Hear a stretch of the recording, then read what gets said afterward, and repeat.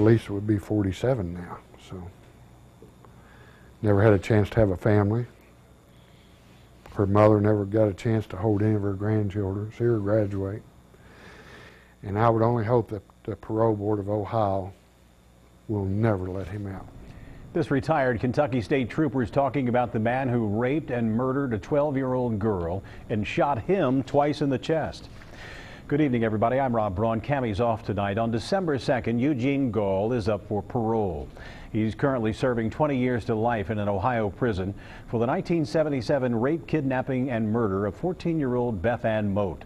But his violent trail of terror twisted and turned its way across 2 different states until he was finally caught following a shootout with Kentucky State Police in 1978. Local 12's Rich Jaffe is the only reporter talking with a trooper who knows the killer all too well. Rich? Rob, after Kentucky reinstated the death penalty in 1976, Eugene Gall became the first person sent to death row in that state. He was sent there for the rape and murder of 12-year-old Lisa Jansen. But in 2001, a federal appeals court overturned that conviction, saying Gall was insane and his murderous record in the state was expunged, with Gall being sent to Ohio on earlier charges. Some retired Kentucky State Troopers say it's not Gall's record that should have been erased, it's him. With a slight shake in his hands, retired Kentucky State Trooper Gary Carey examines the .357 Magnum Eugene Gall used when he put 2 hollow point rounds through Carey's chest. It's just not a very pleasant feeling, and I very seldom ever take it out of my gun safe. April 5th, 1978, Eugene Gall robbed Bowen's Grocery in Gardnersville, Kentucky. Trooper Gary S. Carey took up a position on State Route 491 to possibly intercept the robber's car. Carey was talking to a local farmer when a vehicle pulled up. Eugene Gall pulled up, and before he had his car parked, he had his arm out the window, fired 1 round, hit me in the chest, stepped out, fired the 2nd round, hit me in the chest for the 2nd time, which picked me up and put me in a ditch. As Gall walked up to the critically injured trooper, firing 2 more shots which missed, another trooper, Joe Whalen, pulled up and opened fire.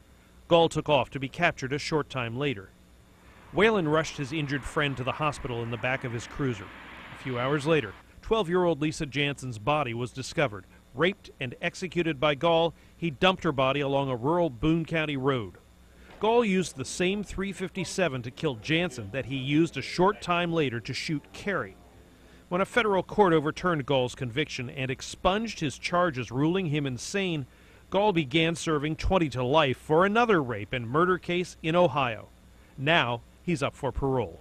And if they give him parole, there will be other young ladies, little girls out here that are kidnapped and abused by him because he is a sadistic, evil man who, in my opinion, doesn't have any mental problems.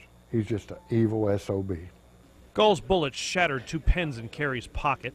He still has metal fragments from the bullets and the pens in his chest.